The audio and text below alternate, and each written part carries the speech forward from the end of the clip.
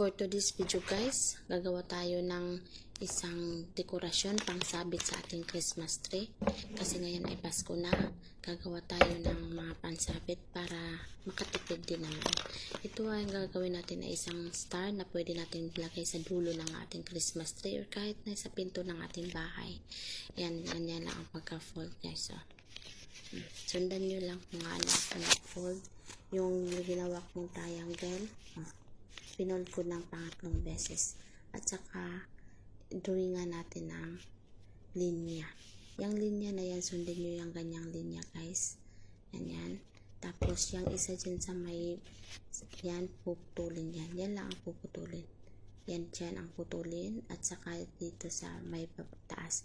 Yan dyan sa may kabilang gilid, ikat nyo lang, huwag yung putulin. Tapos, yan na ang resulta. Yan.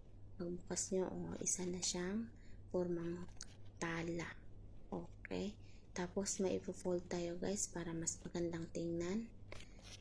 Yan. Ang ginawa ko nga pala dyan guys ay art paper. Art paper na pinagdikit ko ang pula at saka puti para maganda ang resulta. Yung pag-fold mo ay resulta yung puti. Yan guys. Idikit nyo yan dyan sa gitna para may design siya. Tingnan nyo guys kung ano. Okay, pwede na natin siyang pang design sa ating Christmas tree. Kung lakihan natin siya guys, pwede natin siyang idikit sa ating mga pintuan para may design din naman tayo sa Pasko. Okay, kahit na anong ilagay nyo lang dyan sa gitna para pampaganda ako kasi wala akong ibang magpapalagay. Okay, thank you for watching guys.